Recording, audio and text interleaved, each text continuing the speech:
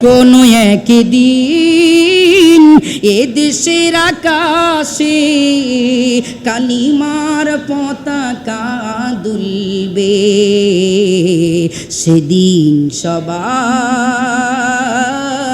আল্লাহরই বিধান পে দুঃখ বেদনা ভুলবে। সেদিন আর রবে না হাহাকার, অন্যায় জুলুম অবিচার, আরে থাকবে না অনাচার দুর্নীতি কদাচার, সকলেই শান্তিতে থাকবে। সেদিন সবাই আল্লাহরই বিধান পে দুঃখ বেদনা ভুলবে। কথা বলুন ঠিক না বেঠিক? নবীর উম্মত হওয়ার জন্য আপনার আমার দায়িত্ব হচ্ছেন 4টা। জোরে কোন কয়টা? আরো জোরে। 4টি আমার কথা নয়।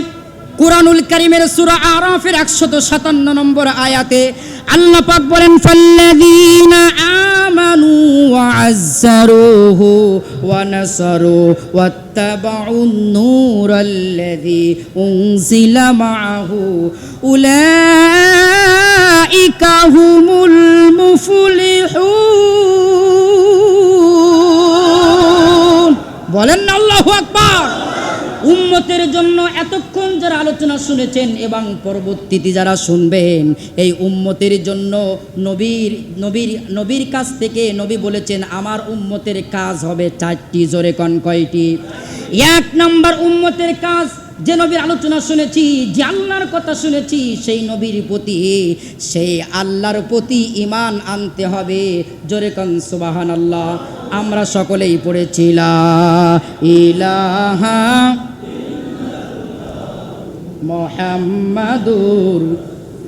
নবী আমার বলেছেন, মা মিন আবদিন শাহাদাতা আশহাদু আল্লা ইলাহা ইল্লাল্লাহ ওয়া আশহাদু আন্না মুহাম্মাদুর রাসূলুল্লাহ হারামাহুল্লাহুন নার।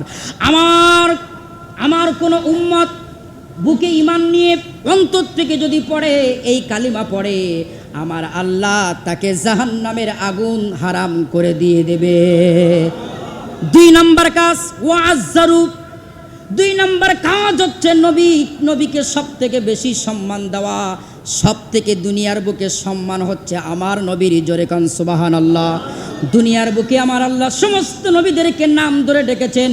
নবীর সম্মান অনেক উপরে, নবীর নাম ধরে আমার আল্লাহ ডাকে নাই। অনেক জায়গায় দেখেছেন, কিন্তু এটা যে আল্লাহর নবী এটা বোঝানোর জন্য। আমার ভাইরা, আমরা লক্ষ্য করেছি এই বাংলার জমিনে নবীর উত্তরসূরিদের হাতে হ্যান্ডকাপ পরিয়ে গরুর রশি দিয়ে তারা হেসরা করেছে। নবীর সম্মান এখানেই নষ্ট হয়েছে, কারণ নবী বলেছেন আমি তো থাকবো না, আমার এই কথা প্রচার করবে যারা আমার উত্তরসূরি, তারা আমার উত্তরসূরিদেরকে যারা বিয়োজ্জিত করবে, এটা যেন স্বয়ং আল্লাহর নবীকে বিয়োজ্জিত করবে।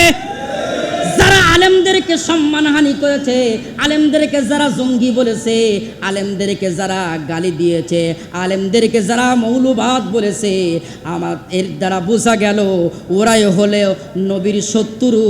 আর এই আলেমদের এই দৃশ্য দেখে যারা কষ্ট পেয়েছে, এরাই হলো নবীর প্রকৃত উম্মাহ। কথা বলুন ঠিক না বে ঠিক?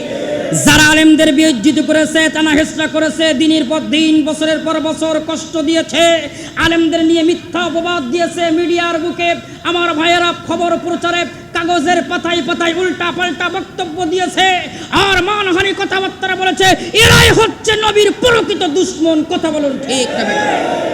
এদেরকে আমরা মাফ করব ঠিকই, কিন্তু এদের সামান্যতম ছাড় দেওয়া যাবে না।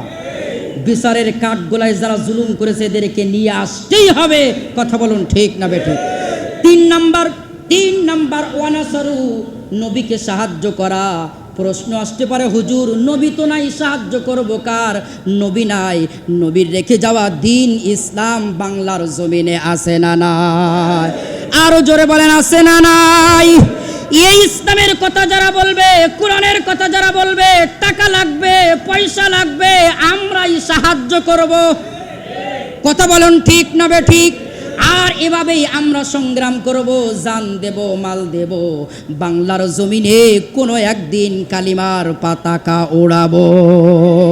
কোনো একদিন এ দেশের আকাশে কালিমার পতাকা দুলবে, সেদিন সবাই আল্লাহরই বিধান পে দুঃখ বেদনা ভুলবে। সেদিন আর রবে না হাহাকার, অন্যায় জুলুম অবিচার,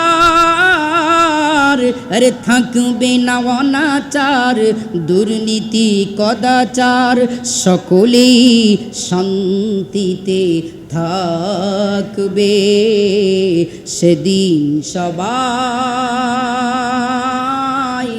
আল্লাহরই বিধান পে দুঃখ বেদনা ভুলবে।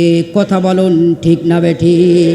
আমার ভাইরা, একান্ত আপনজনেরা আমার, এখন আমরা এসেছি, আমাদের কাজ ছিল কয়টা? আরো জোরে। 1 নাম্বার নবী এবং আল্লাহর প্রতি ঈমান আনা, 2 নাম্বার আল্লাহ রাসূলকে আযযারু সম্মান দেওয়া, 3 নাম্বার তাকে সাহায্য করা। আলহামদুলিল্লাহ, বাংলার জমিনে আমরা যারা এই ইসলামের জন্য সাহায্য করতেছি, আমরাই নবীর প্রকৃত উম্মত। টাকা পয়সা, সময়, শ্রম, জ্ঞান, বুদ্ধি, দেখেন আজকের এই আয়োজন, এটা কি একজনের আয়োজন? নবীর ভালোবাসা না থাকলে এতক্ষণ সময় কেউ বসে থাকতে পারে? এটা কি বলেন তো দেখি, কোনো ব্যক্তির জন্য নাকি আল্লাহর নবীর জন্য? এতক্ষণ পর্যন্ত বসে আছেন, কথা শুনতেছেন।